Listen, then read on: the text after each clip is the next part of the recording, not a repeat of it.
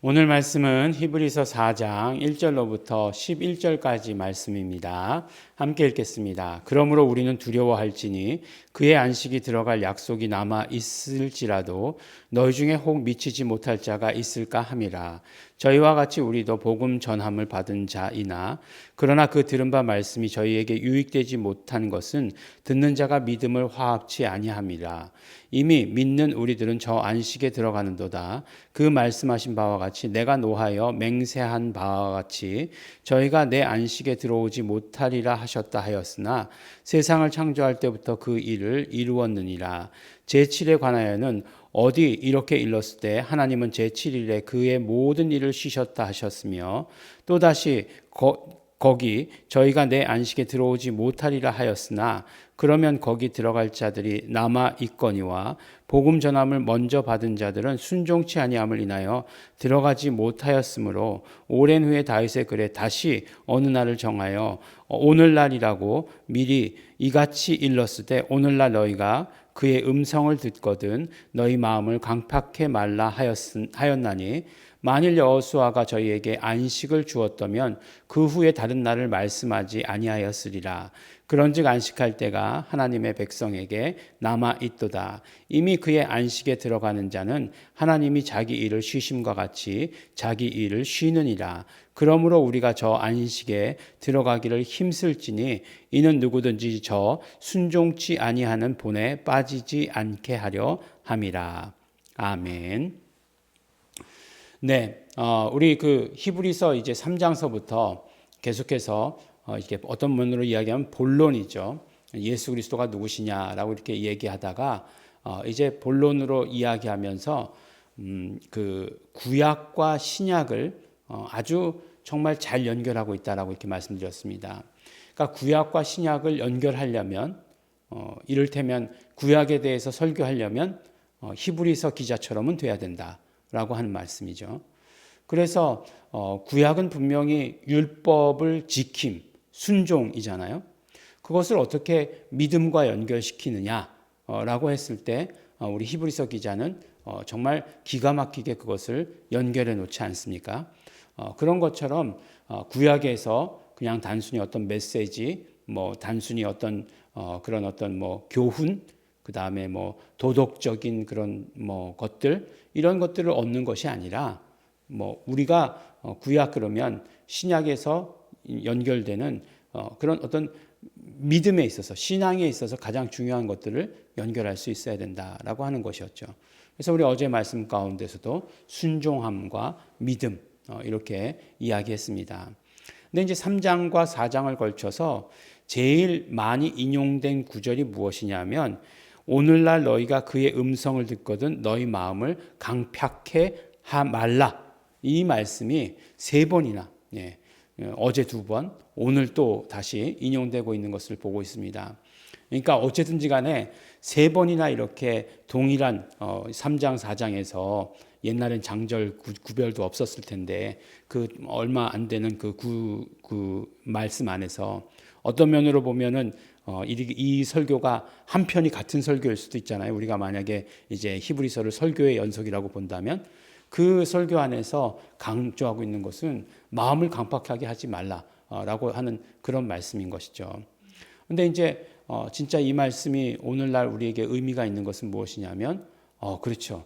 사람들이 어쩌면 그렇게 안 믿으려고 그러죠. 예.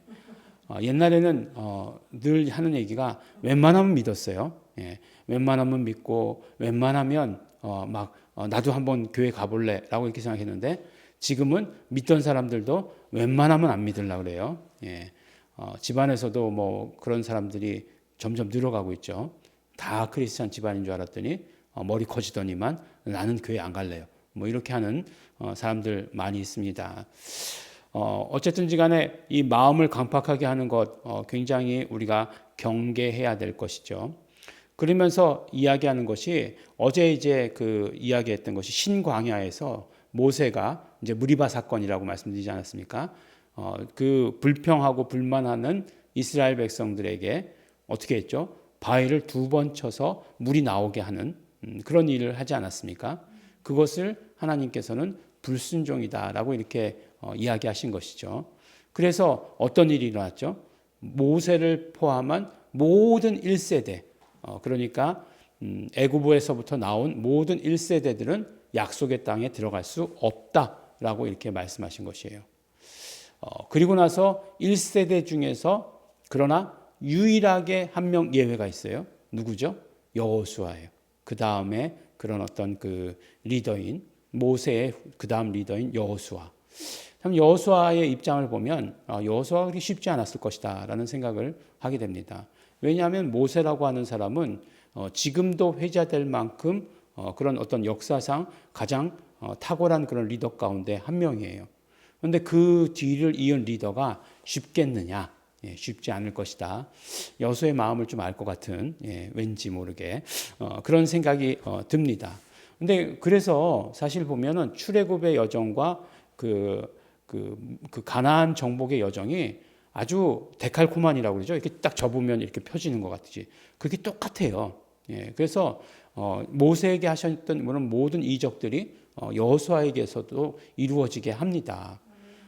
그 모세가 이렇게 손을 들면은 전쟁에서 이겼었잖아요. 그래서 아론과 홀이 와서 한 손씩 이렇게 붙잡아주고 있지 않았습니까?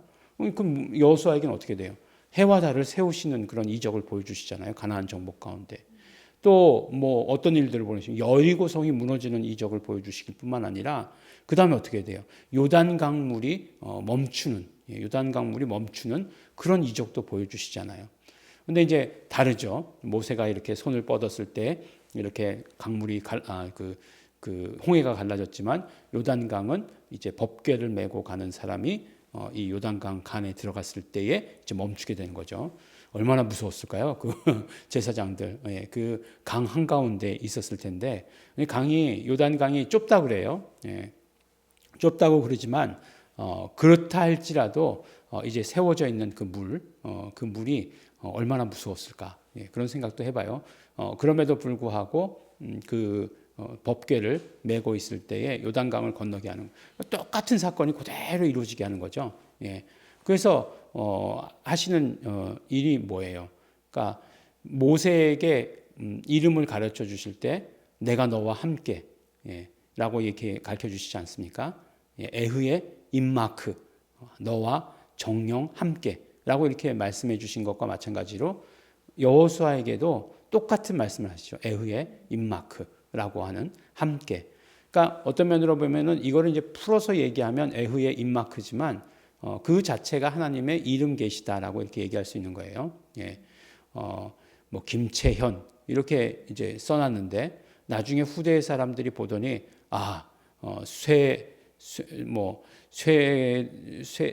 쇠로 만든 열심히 일하는 큰 그릇 이렇게 해석을 해놓으면 어떻게 되겠습니까? 그러면은 쇠로 만든 열심히 일하는 큰 그릇 그게 뭐냐는 거죠. 근데 하나님의 이름은 야훼 임마크로 계시하신 것이죠. 뭐 나중에 어떻게 돼요? 임마누엘로 계시하신 것을 보게 되는 것 아니겠습니까? 그렇게 똑같이 여호수아에게 그런 어떤 하나님께서 하시는 모든 일들을 보여주시고 계시하시고 하시는 것이죠.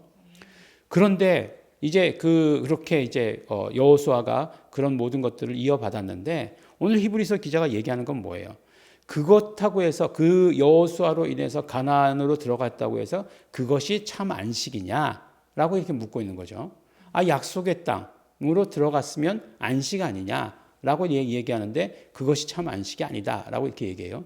재미있게도 여호수아라고 얘기할 때 그 헬라어로 써져 있는 그 단어가 여호수아나 예수나 같은 말이에요. 철자가 다르지 않다는 거예요. 여호수아, 예수 똑같은 철자로 적혀 있는 것을 보게 되는 것입니다. 그러니까 무슨 얘기예요? 결국 이 얘기는 그러니까 히브리서 기자가 정말 너무너무 이 구약과 신약을 잘 알고 잘 연결시켰다는 거죠. 아주 절묘한 지점에서 연결시켰다는 거죠. 어떻게 해요? 진짜 안식은 어떻게 이루어진다고요? 순종을 통해서 이루어지는 건데 그 순종은 뭐냐? 믿음이다라고 이렇게 얘기하는 거예요. 결국 순종이라고 하는 것을 새롭게 이야기해 주시고 있는데 하나님의 말씀을 믿는 것, 그것을 순종이라고 얘기하는 거예요. 근데 그 하나님의 말씀이 내용이 무엇이냐? 예수 우리 구원자라고 하시는 예수가 그리스도시다. 예수가 메시아시다.